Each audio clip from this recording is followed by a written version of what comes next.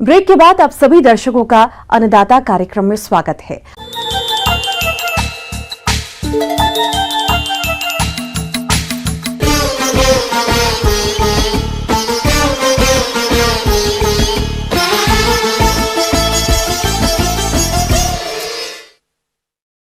अपने प्रदेश के ज्यादातर किसान भाई परंपरागत तरीके से खेती करते हैं, जिसकी वजह से उनकी फसल में लागत अधिक आने के साथ साथ कीट व्याधियों का प्रकोप भी अधिक होता है। इसी बात को ध्यान में रखते हुए अधिक लाभ लेने के लिए ग्राम खजूरी कला, जिला भोपाल के प्रगतिशील किसान मिश्रीलाल राजपूत ने ड्रिप और मल्चिंग विधि से टमाटर की फसल लगाई है। तो चलिए सुनते हैं इनके अनुभवों को।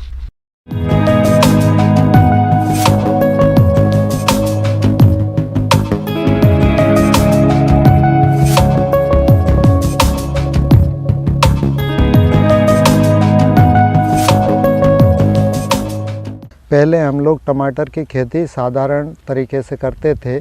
अभी हम जो खेती कर रहे हैं वो मल्चिंग और ड्रिप लगा के टमाटर की खेती कर रहे हैं। तो इसमें जो मल्चिंग से जो फ़ायदे हैं तो उसमें पहला फ़ायदा तो ये है कि खरपतवार नहीं होता है, क्योंकि मजदूर नहीं होने से खरपतवार फसल को काफ़ी हानि होती है। तो बीच बीच में ही थोड़ी जो जगह रह जाती है उसमें ही खरपतवार होता है, तो उसको हम लोग निकाल देते हैं। खरपतवार से पूरा निजात मिल जाता है मल्चिंग से। इसके बाद में जो फर्टिलाइज़र खाद हम देते हैं तो जिसका जो वाष्पीकरण होता है खाद का, जिससे लगभग 75% वाष्पीकरण हो जाता है और उड़ जाता है हवा में, तो उसका वाष्पीकरण मल्चिंग लगाने से नहीं होता, जिससे खाद की बचत होती है और पौधों की बढ़वार लगभग 1.5 से 2 गुने तक होती है। ड्रिप से फर्टिगेशन समय समय पर हम करते हैं।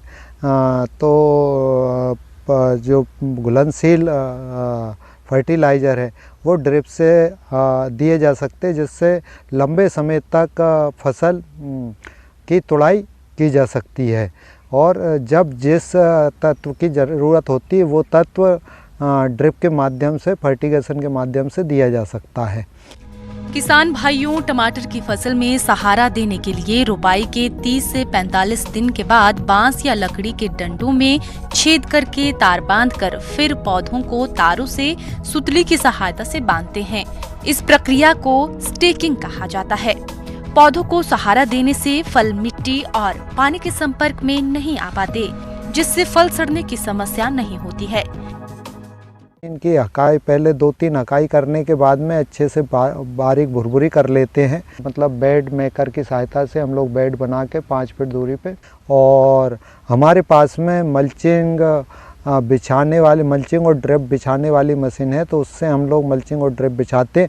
जिन किसान के पास में, मतलब यदि किसान है उसको मल्चिंग लगाते हैं तो वो मजदूरों से भी मल्चिंग और ड्रिप बिछाई जा सकती है। तो खाद के रूप में हम लोग DAP 2 बोरी प्रति एकड़ और 1 बोरी पोटास बेसल डोज में हम लोग देते हैं। कतार से कतार की जो मतलब दूरी रहती है वो 5 फीट की रहती है।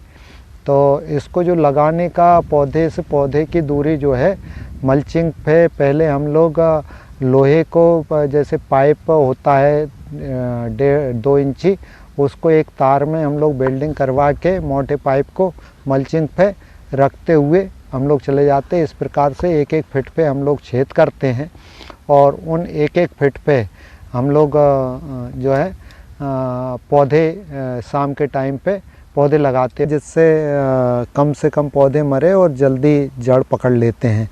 इसके बाद में हर 8 दिन में ड्रिप के माध्यम से NPK जो खाद है उसको देते हैं, और 15-20 दिन में एक बार माइक्रोन्यूट्रेंट खाद भी ड्रिप से चलाते हैं फर्टिगेशन में, जिसमें मुख्य रूप से NPK के अलावा जिंक के बाद में मैग्नीशियम, माइक्रोन्यूट्रेंट मैग्नीशियम आदि माइक्रोन्यूट्रेंट भी ड्रिप के माध्यम से दे सकते हैं।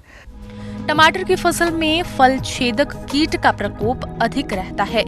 पहले इस कीट की इल्लियां पौधों की कोमल पत्तियों, तनों व फूल को खाती है, जिसकी वजह से पौधे अपना भोजन नहीं बना पाते और फसल कमजोर हो जाती है। उसके बाद ये तुड़ियां कच्चे पके टमाटर के फलों में छेद करके उनके अंदर का गूदा खा जाती है।